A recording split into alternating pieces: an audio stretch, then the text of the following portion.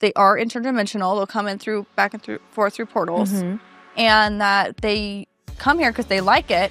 And there's a lot of food source here. So they come and they hunt and they eat our animals and things here in the woods. And then during the interview, because they're actually sitting in the woods and she's got a crew of people filming her.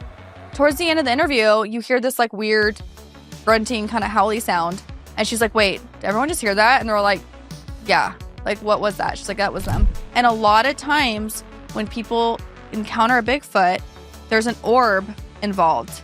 So there'll be an orb and then there's a Bigfoot. Spirit. And UFO sightings. And I'm still driving 70 miles an hour down the empty highway, trying to decide whether I just saw something that shouldn't exist or if something out there decided I wasn't worth the chase. So tell me, what runs alongside a car at 70 miles an hour in the middle of the night in the hills of Temecula?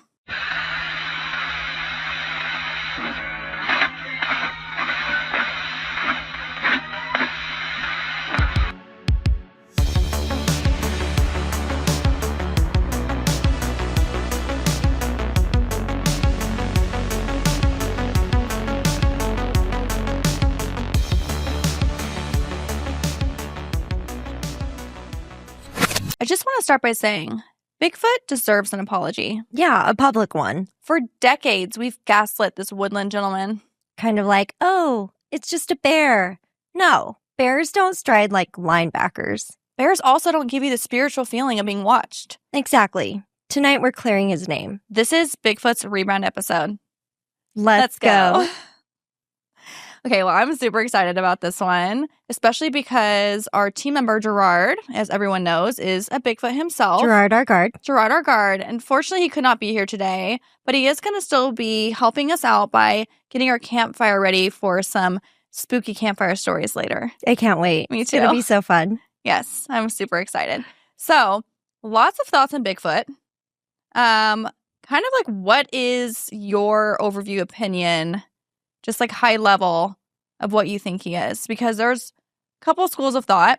He's some sort of ape descendant, right? Just like an animal.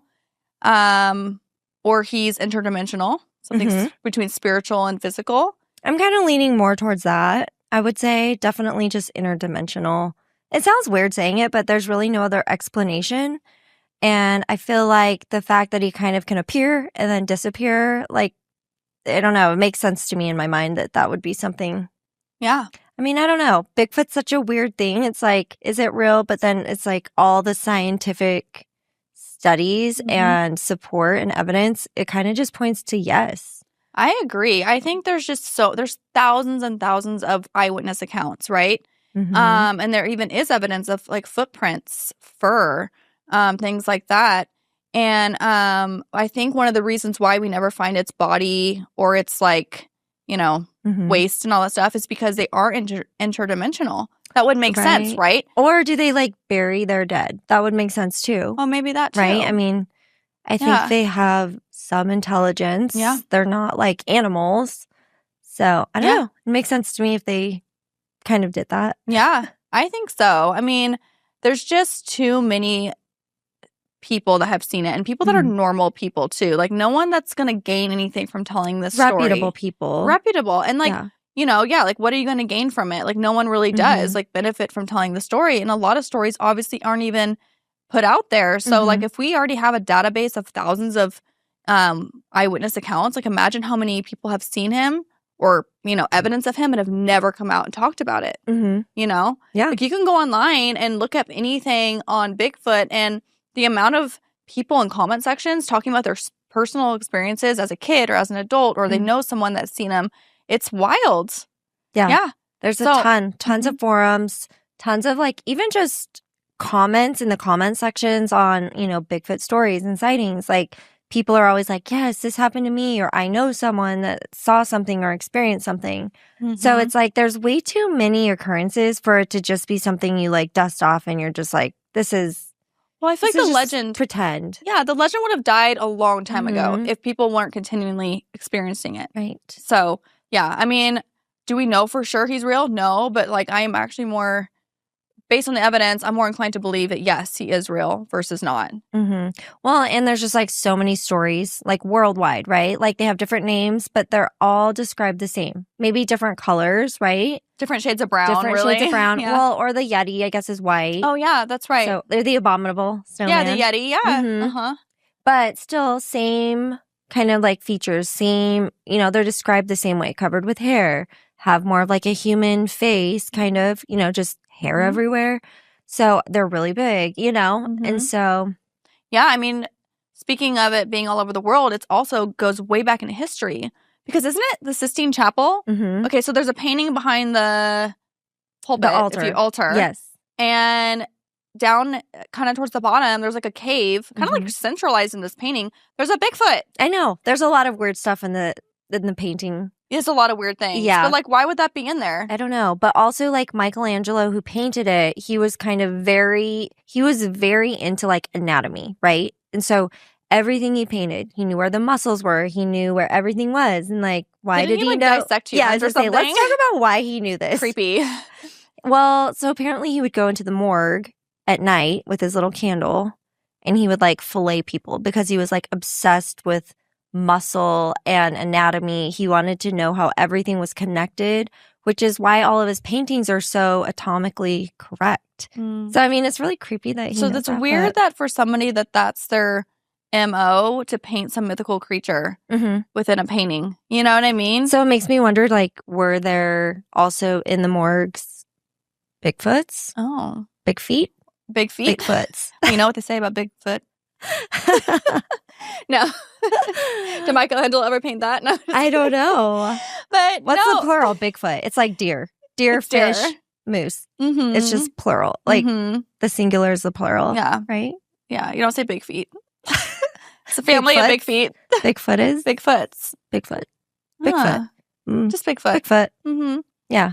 Well, yeah, so that's weird. And then there's also accounts written down historically of people encountering big hairy creature. It was like a human. So this goes back like a long time.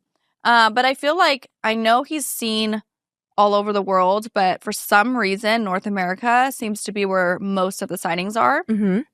And I was listening to this woman. She's actually a medium. And she does work up in the woods. And somewhere in North America, I think it was somewhere in the Pacific Northwest.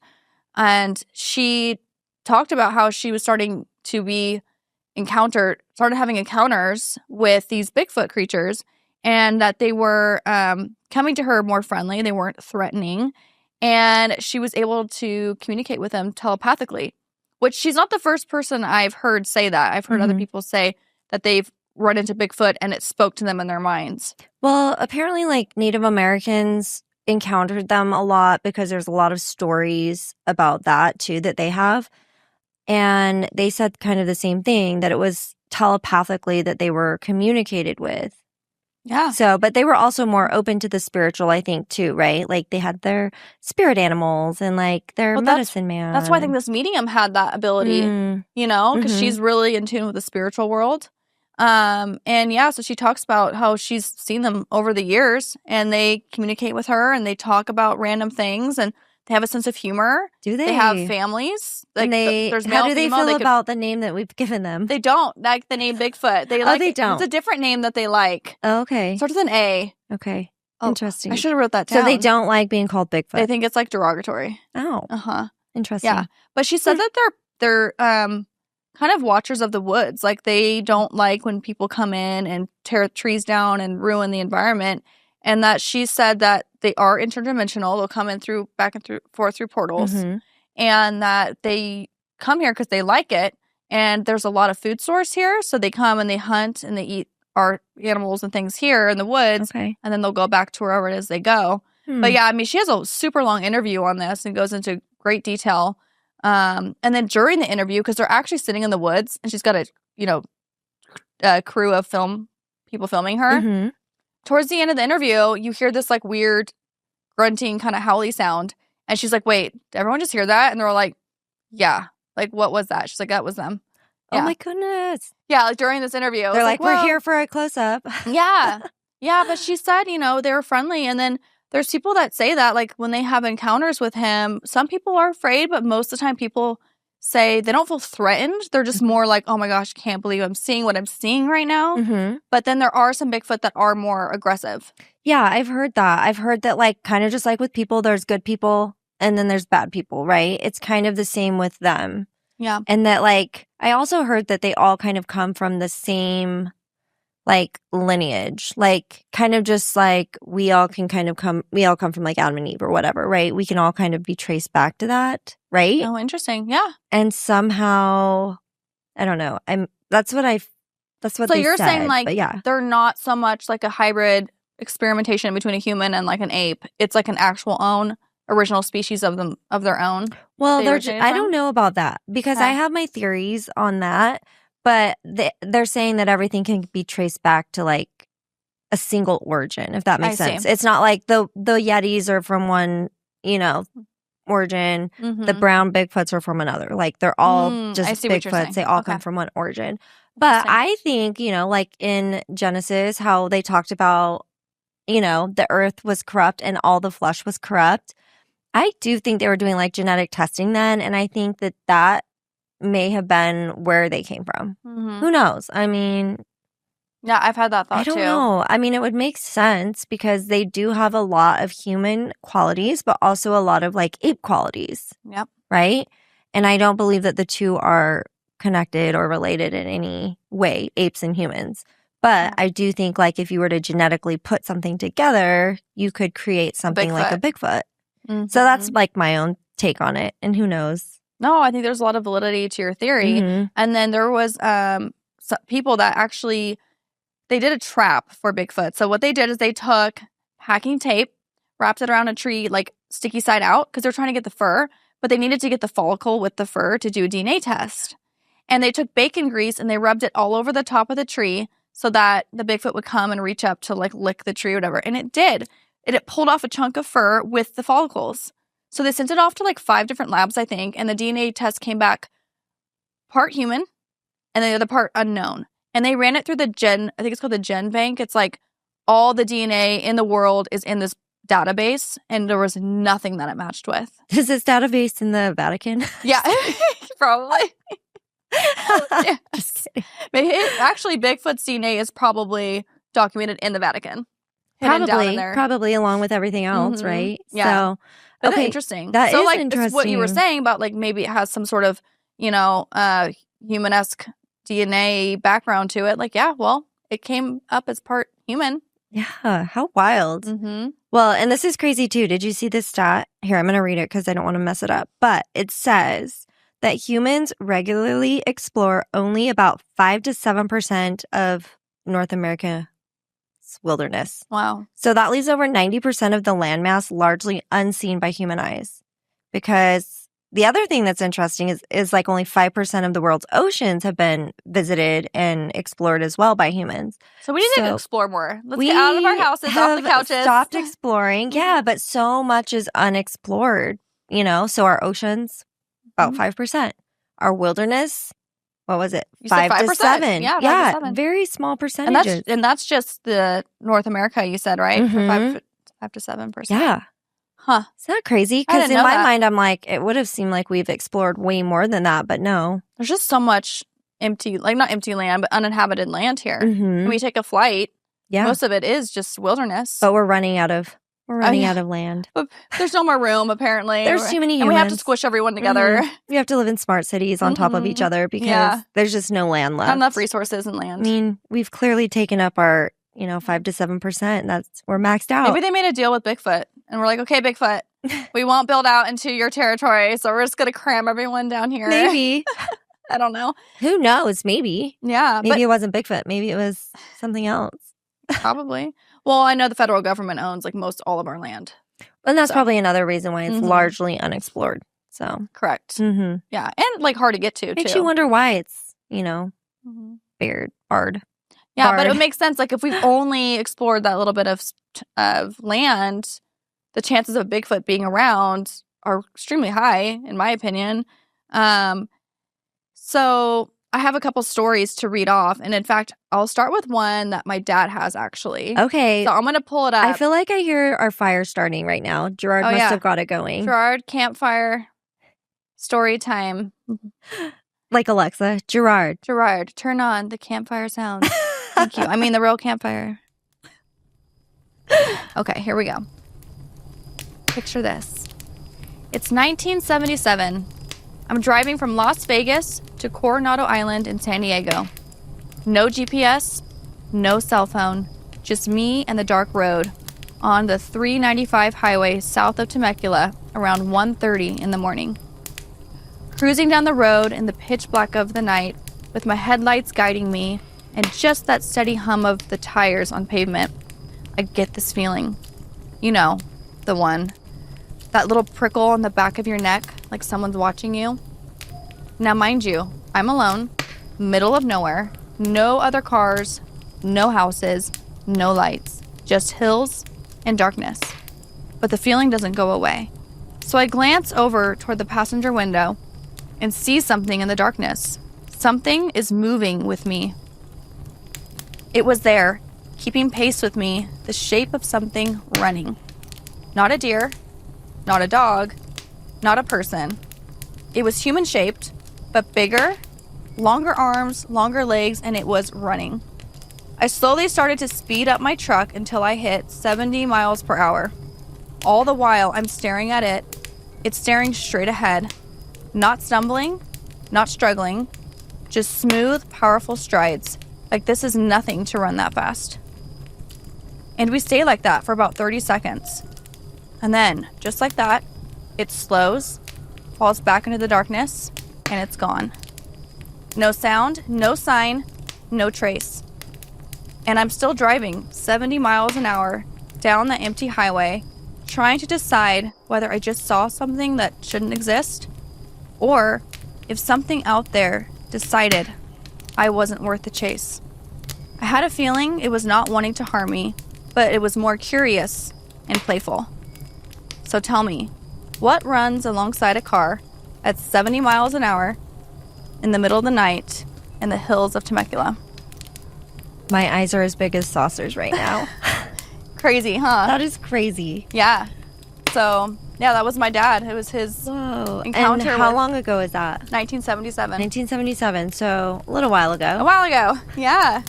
Yesteryear. But that's still crazy. Mm-hmm. Was he freaked out? He said he didn't feel afraid, and he could tell. The reason he sped up was not that he was trying to outrun it and get away from it.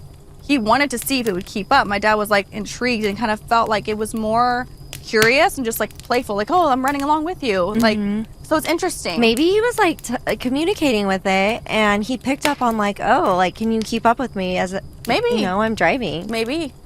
Yeah. Oh, not wild. That and is so that's wild. in Southern California. So that's not like, you know, in the deep, deep mountains of Washington. So. Or, yeah, they're sighted like everywhere. Yeah. And we don't know if it's a Bigfoot, but by his description, that's like sounds the only exactly thing I like can think of. You know, human, but big, really long arms, long legs, and can run. Did he say if it was hairy? Miles. I think it was too dark to tell. Okay. But it was just this huge creature thing. Yeah, moving like a human running, but like huge. Crazy. Yeah. So, I know. I would have freaked out. I would have freaked out a little bit too. Yeah, I probably would have hit 100 and he kept felt going. like peace though. Like if he was like, I wasn't afraid. So obviously, yeah, some way it communicated to him. It sounds like. I mean, that sounds wild. I didn't think about that before, but you could be right. And maybe it was giving my dad, you know, communication saying like, hey, I'm not here to harm you. And so that's why he didn't feel scared. Because I feel like naturally you would be scared. Like you see something in the middle of the night all alone. Yeah. Like, and maybe it's because we're like girls. Yeah, maybe that's why. Boys are just like, oh, this is cool. I don't know. Yeah, I'm sure there's girls that were like I that definitely too. would have freaked the I think heck I would out. have too. But yeah, so that's a really interesting story, and I think just gives another reason to believe Bigfoot's probably real. Okay. Well, this is like firsthand too. So yeah, it was just straight from my dad. Okay, so tell me another story because I'm so intrigued now. Okay, so this one, it's not firsthand, but this is one of the most famous documented encounters, and it's from, I think, let's see. I think it was, 1941. So we're going way back. Okay. Okay. But that also is good because it's just showing you, like, there is a long-standing record of stories and encounters of Bigfoot. Yeah. And if it wasn't real, you would think it would have just, like, fizzled out by now. Yeah, I think You know so. what I mean? So. So this one, I'm actually going to be paraphrasing it out of a article in True Magazine from 1960. It was written by Ivan T. Sanderson. And he describes a dramatic 1941 Sasquatch encounter at Ruby Creek near Fraser River in Canada. In broad daylight, Jenny Chapman's 9-year-old son spotted what he thought was a cow coming down from the woods. When Mrs. Chapman looked, she first assumed it was a large bear, until it stepped onto the railway tracks. Not a bear. It's not a bear. It was, she said, a gigantic man covered in 4-inch pale yellow brown hair, about 7.5 feet tall, massively built, with long arms, no visible neck, and dark, almost black skin on its face and hands. The creature advanced toward the house while Mrs. Chapman gathered her 3 young children, believing it might be after them. She used a blanket to block its view and fled toward the river and downstream to the village. After they left, the being reportedly entered the house and woodshed and smashed open a 55-gallon barrel of saltfish and scattered the contents. When George Chapman returned home from his railway job, he found large humanoid footprints, damage to the woodshed, and long brown hairs caught above the doorway, higher than his head. He followed his family's tracks to the river and later found the giant tracks milling near the bank before heading back toward the mountains. For a week afterward, enormous footprints reappeared nightly, and at 2 a.m., one night, the dogs erupted in panic as the creature emitted a strange, gurgling whistling, a sound that Sanderson claimed matched Bigfoot's calls reported hundreds of miles away in California. Shaken by the repeated visits, the Chapman family moved away and they never returned. And this is really interesting. All 3 children died within 3 years of each other after this. 2 of the boys drowned, and the girl died of an illness. And then sometime after that, both parents capsized in the rowboat in the river and drowned. So obviously that was not a good Bigfoot. Right, and they were Native American, and part of their oral tradition with Bigfoot, because like you were saying before, there's a lot of Native Americans, they have a lot of experiences with Bigfoot. Never look it in the eye. Like, don't make eye contact because it'll put a curse on you. So maybe that's why they all ended up dying, because she did make eye contact with him. I didn't know that. Yeah. That's wild. Okay, I have a story for you too. Yeah. So this one is about Albert Otzman. He was a Canadian prospector, and this was back in 1924. So this goes back a little bit farther. This is, 20 years before that, right? So he claims that he was kidnapped. And the story goes that he was camping in British Columbia and was kidnapped by a family of Sasquatches. Sasquatch? And held captive for 6 days before he finally escaped. So he described them in detail, their physical features and behavior, their diet, everything. And he said that he was awakened by something picking him up while he was half asleep. And at first he did not remember where he was, but as he began to get his wits together, he remembered he was on his prospecting trip and he was in a sleeping bag.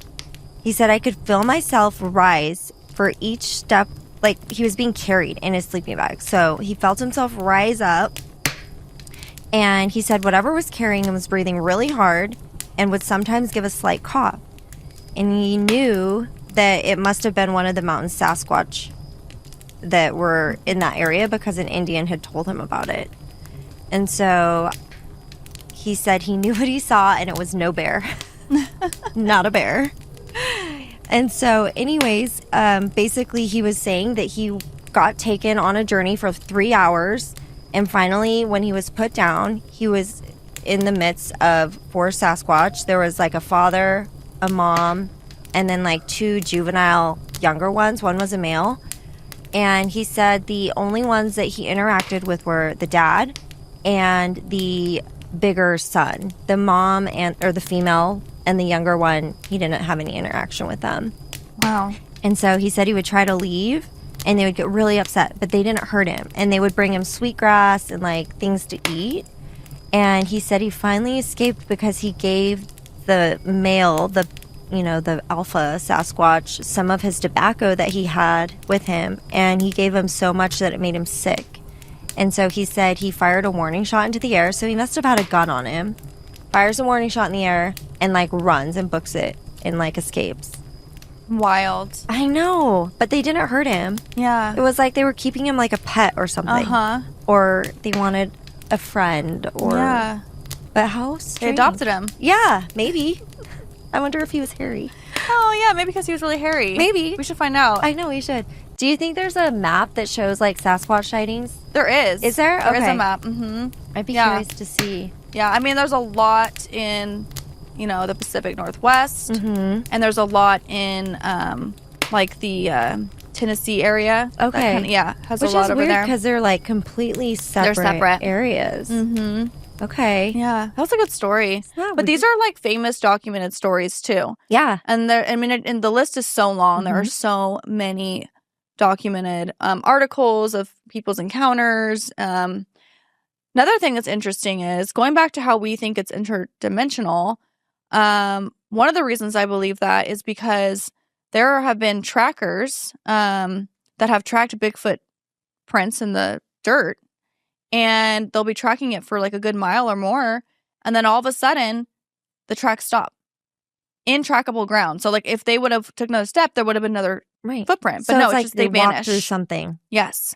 And then there's a man, and I saw this video. Wait, okay. So pause for just a second. Sorry. No, you're good. Okay, so did they follow the footsteps exactly? And did the people disappear as well? Or was whatever was there just closed? No. It was just. Would you have followed in his disappeared. steps? Would you have like tried to see if you disappeared with... I don't know. That's scary. I wouldn't have. I think they can open the portals. Okay. I don't think the portal's It's just not there. just there open. I like think they can open them. Okay. Yeah, because you- people say they see that too. It's Yeah. like straight out of Star Trek. They're like, Right. I saw a Bigfoot in the woods. It looked at me. I looked at it. Got It cursed. turned to the side. Yeah, got cursed. Stay away from water. Don't drown. But no, he took a step and then he just like kind of like fizzled into nothing, dissolved. Okay, I only ask because you hear those stories like in the Appalachia where people are walking in the woods and then one person just disappears. It's like that was open supposedly and like a person just poof, gone. But I'm wondering if whatever's on the other side is opening it in that moment. Oh. Because the missing 411 cases, right? That's what it's all about, are really, really odd disappearances in the woods, mainly national parks. And some reports are so spooky, like someone will be walking with whoever they're with, hiking, and they're talking and they're together, and all of a sudden they look over and the person's gone, completely gone. Vanished. Yeah. So there is something really weird happening up in the woods. Okay. That's why I was wondering if you walked in his steps, would you eventually just gone disappear? through? Yeah. Yeah. I don't know. I mean, I wouldn't try it. I don't want to go to Bigfoot I would land. not want to try. No, thank you. No, I don't want to be their pet. I don't And either. eat sweetgrass and roots. I don't want to. That's the worst part. We have to eat sweetgrass and roots. Vegetarian diets. No thanks. Yeah. Although they do like meat. They do. Supposedly. I think they like us. fish. They like it. That one lady everything. was like, they don't like sardines. Yeah. Yeah, the medium lady who's been conversing with these Bigfoot for some time, she's talking about their different likes and dislikes and how they're like humans. Like the son, the little Bigfoot likes certain foods and the dad doesn't like it. Like it's just... I mean, it makes sense. Yeah. I mean, if you think about it, there's even in like animals, like like dogs have different are tastes. not the same. Yeah, they're not. They might like similar things, but they're not all that makes sense. the same. But they just seem like they're real intelligent creatures. Like, you know, they have definitely some human qualities. Their language. Yeah. Let's talk about that. Yeah. Let's talk about the recordings. What's that called? Was it the Smoky Sierra? Mountain? Or the Sierra. Yes. The Sierra recordings. Yeah. I'm not going to lie. It kind of scared me. To listen to? Yeah. Yeah. So, if I'm camping and I hear that at night and it's pitch black, I'm not going to lie. That I would be scared. I'd be terrified. Well, I think it goes back to, I think this happened in the 70s, right? Does that sound right? I think so. And it was a group of men they had a campsite all set up, and they were up there, and I think they would go there frequently. And they started hearing Bigfoot, like weird. They didn't really know what it was. I don't know at first, but hearing strange sounds, and it sounded like not an animal, but also not a human, and it was conversation. So they actually ended up getting it all in recording. And you could look it up. I think it's called the Sierra Sounds or something. Yes, it was the 70s. Yeah, okay. Also, when I very first heard it, it reminded me of Looney Tunes. When the rooster and the dog are like going at it, the dog's barking and the rooster's like barking back at him. It kind of sounded like that. It's very like weird. that. It's kind of chaotic. It is. It's weird. I don't really know how to explain it. But how it. does Looney Tunes know what that sounds like? And like somehow they like perfectly like put that into their show. Yeah, that is weird. I don't know. So. Yeah. Well, so the guys that filmed it or recorded it took decades to get it like reviewed. I don't know why, but a U.S. Navy linguist took over it. Actually, what happened was his son, who was 12 years old, had a class project for school, and he had to write a paper. And he asked his dad if he would help him. And he's like, sure, what do you want to write about? And he said, Bigfoot. And he's like, okay. And then he goes, Dad, what do you think Bigfoot sounds like? And he's like, well, let's Google it. So he Googles this, and the Sierra Sounds come up. And that's what got him in contact with the men that recorded it. And he's a linguist. So he's like, hey, like, I want to review this. So he spent like months reviewing it. He says it is absolutely a language. They were talking back and forth just like we would. Don't obviously know what they're saying, but it's not an animal. That's for sure. And I think they recorded it a couple times. I don't think it was just that one time. And then they said they saw it. The guys that recorded the conversations, that they ended up seeing Bigfoot at some point as well. They had some sightings too. But yeah. Oh, that's crazy. I know. And this is before there could be any sort of digital manipulation, because this was recorded just on a normal, whatever they used to record in the 70s. Like it wasn't, made on a computer before program. AI came. Before AI, well before that. Yeah. Although so I feel like AI's been around for a long time too. I feel like we're just getting it, I think so too. Anyways, another topic for another day. But what else was I going to say? Oh, yes. So we should talk about the Bigfoot cast that they made of like the footprints. Did you like look into that at all? About how they like actually found Bigfoot like prints? I think I saw them. And they like made casts out of it. So yeah. And like they were saying that like these casts had like, on your fingerprints and toes, they have fingerprints. Oh, wow. Like, it had that in there. So they were saying like the fact that it had that, they were also saying how just the arch and just the weight distribution, it would be really hard for someone to like hoax that. Right. I mean, how would you get like fingerprints on toe? You know what I mean? Right. Like, and just the size, everything was just atomically correct. So, well, and the strides, let's talk about that. They're usually like 6 to 7 foot strides. They're huge. Huge. So they have long legs. There's a woman that she reported Bigfoot. So they actually have it on video. They woke up one morning on a snowy morning, and there was all the fresh snow outside, and there's these huge tracks that go from like the side of their house all the way to the playground set in their yard, and this stops. But these huge prints, and they have it all on video. Yeah, they woke up and they're like, "Oh my gosh!" Crazy. Yeah. Well, there was also one. It wasn't Bigfoot, but it was like the footprints in the snow. Did you see that one where like the footprints were facing opposite directions? Yes, that's weird. That is weird. Someone woke up, and then they just disappear though too. Like, this one was recent. Yeah, they had footprints leading up to the house that were going 2 different ways, but it was like shoes, weren't they? Or were they barefoot? Barefoot. They were barefoot. Yeah, but like human size. Yeah, but. And then they kind of like go wider and then closer. It's creepy. And then they kind of look like... That's scarier. I'd rather see Bigfoot tracks than that. That's just too weird. That is weird. Yeah. What kind of thing I don't like that. I mean, it's a really sick joke if somebody did that. That'd be a really messed up joke. Yeah. Yeah. And then she follows the footprints. I'm like, don't follow. Just go back inside. I know. What is that? Curiosity killed the cat? Yeah. Yeah. That's a perfect example. And then, back to how they're interdimensional. So orbs in the woods, that's a big thing. Okay. Right? Of seeing orbs in the woods. And a lot of times when people encounter a Bigfoot, there's an orb involved. Weird. So there'll be an orb, and then there's a Bigfoot. Spirit. And UFO sightings. A lot of UFO sightings correlate with Bigfoot sightings, like same area around the same time. So maybe they're very all strange. The same. Like, it makes you wonder, like, are they all just... Maybe they're all coming from the same place? Or the same doorway or Yeah, whatever you want to call it. I don't like using the word portal. I feel like it's like woo-woo. It sounds weird, but like, okay. I have no better word for it. If you believe in the spiritual world, you believe in dimensions. Mm-hmm. Right? Yeah. And Jesus, you could come in and out of dimensions. Like angels will reveal themselves to us and so we could see them physically, right? So yeah, I mean, makes sense. Just makes sense. Like if portal does sound like a woo-woo word. Yeah, I think it's just turned into that. It's just turned into because of the people that use it, you know? Yeah. But yeah. But yeah, they're coming in and out somehow from wherever they're from to our side and back. So crazy. Which explains why they just disappear in front of people's eyes, why their tracks will just poof out of nowhere. And then these orbs, I don't really know what orbs are, but it's strange that they're seen together a lot. And in fact, there were some rangers out in their national park, and they ended up seeing a Bigfoot. And one of the rangers, she gets out her normal camera. It was like before the iPhone. And they're taking all these pictures. Well, when they get them printed out, there's an orb up in the trees, like clear as day. It's almost got rings to it. And it's just chilling up there. And they didn't see it in person. But yeah, there it was. Oh, that's crazy. Isn't that weird? That is crazy. So I don't know. And then I hear about people like being led by orbs in the woods. Like one will show like up if you're and lost you or something. follow it. Yeah. I don't know if I would be brave enough to follow it. I'd be like, I know. Just lost. Same. Hug a tree, blow your whistle. Yeah.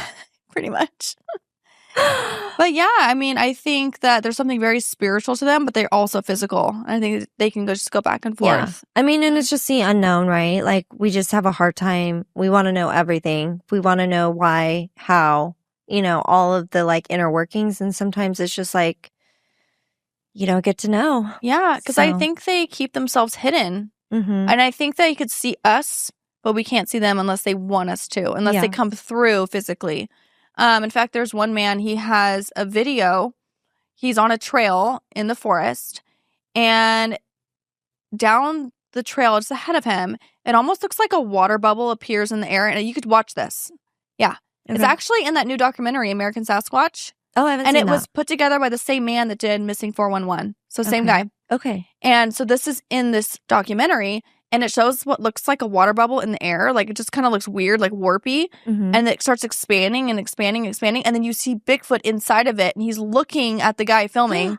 Yes. Did he break the curse off in the name of Jesus? Yeah, I don't know what happened. I don't know if it just closed back up. I didn't get to that part. But yeah, I watched it. I was like, oh my gosh, that is insane. So yeah, I think it is somehow coming through, you know, both sides. Way. Yeah. Somehow something's been opened. That's so crazy. I mean, I was just thinking too, so like back in like the 1100s, so like 1,000 years ago, like they called them woodwoes. But basically they were these big hairy men, same kind of description as a Bigfoot, but they have them in their paintings. They have them on their shields. They have them in like church cathedrals. So it's just interesting that even back then, and this is like in Europe, right? So they had them even in their forests and stuff, and they were depicting them. I mean, obviously, I don't know that they were depicting them as like orbs and like little flashes of lights like that, but I don't know. It's just like it's been around for so long. It just feels, I don't know. It's just weird. Yeah, it was like it wouldn't be documented and portrayed in paintings and talked about for centuries if it wasn't a real thing. Yeah. Was it Alexander the Great that has a picture of him like literally like with the big huge fire and they're throwing these? That's right. That's right. The Bigfoot, they were attacking them. Yeah. So, okay. Well, I was just going down, like my mind was just like squirrel. But yeah, I'll have to watch the American Sasquatch because that sounds fascinating. I haven't finished it yet. It's really good though so far. It's like really well put together, and they have a lot of people to interview. And there's like the ranger I was telling you about before who would track it and then it would just disappear. Like he got into it because there were so many reports happening in his national park. He's like, they had to create a team. I think they call themselves like the Paranormal Rangers or something like that. You know, they ended up pointing. PR. Yeah, exactly. So they, put all their effort and time into documenting and finding and tracking these things. And it's like very real. They find the fur, they find the footprints. But then those things, you know, the Smithsonian comes in and then like all of those things just disappear, right? I know. So it's like, that's kind of frustrating too. But there was a police officer, because we're talking about like just, you know, emergency personnel, but like there was a police officer who had like a camera and he literally caught it in his like dash cam? Dash cam, thanks. And it was like right in front of him on the bridge.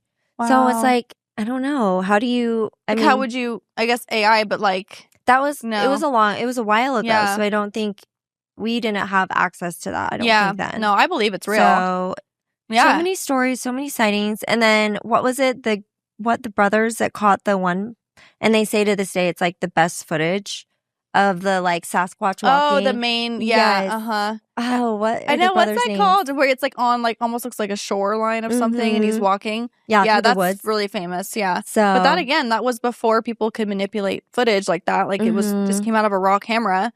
Yeah. Well, speaking of emergency personnel, like you had the police story. One of the women interviewed on the documentary, she was an EMT, and her and her partner were driving the ambulance through this 2-lane highway lined with forest trees on both sides. And all of a sudden, this Bigfoot just runs across their car super fast. And they stop and they were like, oh my God. And then wait, in front of the car? In front of the car, in front of their windshield. They didn't hit it, but it ran right in front of them across the road. Wow. And then they stop, totally shocked. And then the whole truck shuts down. All the equipment, everything goes dark. What? Yes. And then they looked at each other like, did you turn off they're like, no, I didn't touch anything. Started back up. Thankfully, I think they were okay. But yeah, she tells that story. What? So that's weird because, again, like that lines up with what your dad was saying about them running super fast.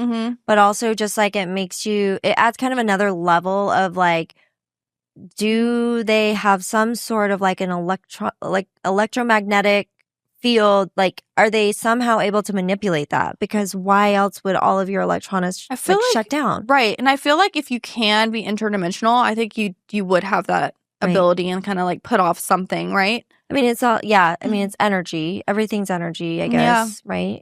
So, yeah, just a crazy story, huh? And again, like, what does she have to gain from telling that if she made it up? Yeah. Like, that's I mean, silly. she has more to lose. I feel like you lose your credibility, your friends, your reputation. Like, there's a lot of things that you could lose. So it's like, why share this? And that's why a lot of people never tell their stories publicly because they don't want to be, looked at as crazy or, said, oh, you just saw a bear or you didn't know what you saw. Like that, no one wants to hear that when they know what they saw, what they encountered. Right. Yeah. Don't gaslight people. So I feel like if people are coming out and actually telling their story, like, I know there's going to be some people out there that are faking it, but I think for the most part, they're just normal people that have seen this or heard it. And they're just, like telling people, like, yeah, this is what happened. Don't know what to make of it, but this is my story. So, yeah. Yeah. And like, just because you can't explain something does not mean it's not real. Exactly. Yeah. There's a lot of things that you can't explain, but you have to examine. Just for me, it's always like, look at the fruit it's producing, And I think a lot of times when it's like related to the supernatural or things you can't explain, a lot of times like things happen that you can't explain, but then it's like, well, look at this. Like I can show you like these instances now afterwards that don't make sense. Like there's no other explanation except for what I'm telling you. And so, and how the stories all kind of relate. Like everyone describes Bigfoot pretty similarly, right? So, and a lot of people see him coming in and out of portals, and most of the time I feel like they're friendly. There's another story, I think it goes back to like 20s or 1940s, something like that. But it was like a group of miners who were attacked, and the Bigfoot was throwing rocks at them. Oh, but, okay. Yeah, I mean, I've heard other stories too about that. So I have it written down here. Let me see. And I don't know if it's because if the Bigfoot really are there to like kind of they want to keep the forest kind of untouched. Maybe they didn't like the miners because they were like, digging into the earth. Yeah. So I don't know. Ruining the earth. So maybe it wasn't really like a mean Bigfoot. He was just like pissed. Maybe, yeah. So, okay, so talking about Bigfoot throwing things. I keep putting an S on the end, but it's fine. Okay, so the Vietnam War in 1970, U.S. Marines reported that encounters with what they called rock apes. And so they were saying that they were just really strong, really big, and they were throwing rocks at them in the jungle. So this is in Vietnam, all the way on the other side of the world. And so it said no known great apes existed in the Vietnam jungles, but these creatures seem to be territorial, defending their habitat. So again, that lines up with what you're saying. Like they are protecting their woods. Bigfoot's all in Vietnam, possibly. Yeah. So it just said that the trees suddenly erupted around them with movement, and hairy creatures appeared standing on two legs, making a loud, almost human-like whoops, which Bigfoots do make whoops, right? And it said that they were throwing rocks at them with force, trying to drive them away. So they fired off warning shots and they didn't scatter like animals. You know, animals typically scatter. They stayed. They stood their ground and stood watching till they left. Okay, that's weird. Yeah. And then the military reports refer to them as unidentified jungle bipeds. Okay. AKA Bigfoot. AKA Bigfoot. Sasquatch. Yeah. Do you know how Bigfoot tells the time? How? With the Sasquatch. Oh, I wish I had another one to just like rapid fire. I know, rapid fire, stupid Bigfoot jokes. Yeah. Dang it. We should have prepared for that. Next time. Oh my gosh. Well, I'm sure Gerard has a lot of good ones he could tell us. Oh, yes. We'll have to ask Get it him. straight from the source. Yeah. Mm-hmm. Yeah. Okay, so another one we could talk about was Jane Goodall. Did you ever look her up? Tell me about Dr. Jane Goodall. No. I don't know a lot about her, but she was like very into studying like apes and creatures, and she's basically convinced that Bigfoot's real. Oh yeah, she's the one that like befriends gorillas and stuff. That woman, and so she thinks Bigfoot is real. Yeah. Oh, so I wonder why. Just everything she's researched, probably. Yeah. I mean, it's definitely not an ape. No, it's There's not just an too ape. many. There's too much intelligence behind it, and she would know. If anyone knew it wasn't an ape. That song about if it has a tail, it's a monkey. It's a song. Yeah. If it doesn't have a tail, it's not an ape. I don't remember the words. Maybe cut it out. We'll cut that part out. Bloopers. Blooper reels. Okay, that was good though. I will play the song though for you if you want to hear it. I do want to hear it. Right now? No, but later. Oh, there's a wild woman named Zana of South Caucasus. Did you hear about that one? No. Okay, so she was captured living in the wild forest. Zana's appearance was unusual because she was basically a Bigfoot, but they captured her. She was the Bigfoot? Mm-hmm. So I guess they captured her, and she lived in captivity, and then she passed away in captivity. Oh, sad. I know, but where did her body go? Wow. Yeah. Smithsonian? Probably. So was she on display like a zoo? I don't know. It was caged in like a lab.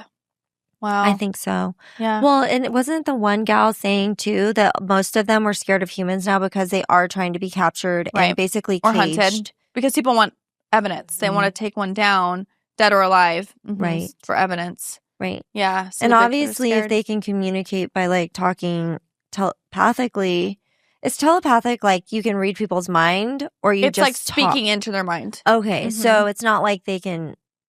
Oh, like I hear him thinking like. But I think they could probably pick up on like what kind of person's there. Like if you're just a hiker hiking through the woods, they probably wouldn't bother you. But if you're there to hunt them, then I think they would know that's why you're there. Right.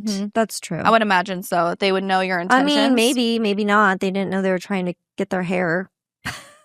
Well, they fell for the trap, but the people weren't around, so. Oh, okay. It was probably like a young one that didn't know better. Maybe. Now the parents have to tell them, like, don't lick the bacon grease on the trees. Right. It's kind of like, don't send your DNA in to find out your ancestry. Oh, yeah. What is that called? Ancestry.com. 23andMe or something like that. Whoops, too late. Yeah. Yeah. And didn't a couple send in DNA from their, like, pet lizard, and it came back with all these different, like, Greek and Russian or whatever it was, like a human? Yeah. Yeah, thing's a joke. I want to try it, though. But then they're going to have your DNA. You don't know. With the lizard. Oh, yeah. We should with our dogs. See what it comes back but lizards make sense because of lizard people. Okay, so I just thought maybe the result from that one was just because it's just kind of a big hoax, the whole thing. Oh. But you're thinking... Well, I don't know, because I sent it in before I knew about it, to my everlasting shame. Oh, sorry. Shoot, I forgot it's okay. No, but it did come back that I'm like 100% Korean. So okay, so that's accurate. It is accurate. Yeah. Okay. I guess. I don't know. Maybe the lizard does have human ancestors? Or, I mean, reptilian people would have lizard DNA in them. So maybe that's how. Huh. I don't know. We should send in different lizards. We should do like an iguana, a bearded lizard, to see like which lizard comes from which people groups. We could do like we should set up a GoFundMe account. Anyone that wants to donate to this, we need to test at least like 4 or 5 different types of lizards. Komodo dragons. Yeah. Gila monster. Okay. I like it. Yeah. Alligator man. Maybe. Alligator, yeah, maybe. He's not really a lizard, but he's still a reptile. He's part of the reptilian family. Yeah, so could be. Huh. That'll be interesting to see what comes back. Dang, how much are those tests? I don't remember. I think during Black Friday, you can get 2 for 1 for like $100 maybe. Okay, see, it's not that much. Yeah. Yeah. You just need to raise like $400, $500. Yeah. Well, and then wait till Black Friday. Yeah. Get a deal. Yeah. It's a plan. Yeah. Okay. I don't know how we went from Bigfoot to like DNA testing lizards. I don't know either. We could cut this part out, but it's funny. It's funny. No. We could add this to our reptilian conversation. No. Well, I hope we cleared Gerard's name. Yeah. Right? I hope we gave him a little bit of peace of mind with some information we got to share. Yeah, I feel like we validated him today. Mm-hmm. Mm-hmm. Yeah, like I feel like he feels seen. But like not too seen. Yeah. Just enough to where, hey, we know you're there and we respect the woods. Yes, that he just feels seen and loved and understood. Yeah. Yeah, we did some good work here today. I think so. I think he'll appreciate it. I think so too. All right. Well, this was fun. I liked our campfire stories. We should do this more often. But bring s'mores next time. Yes. That was definitely the only thing lacking. I know. We have coffee though. We do have our coffee. Always. Always. All right. Well, until next time, my friend. Until next time.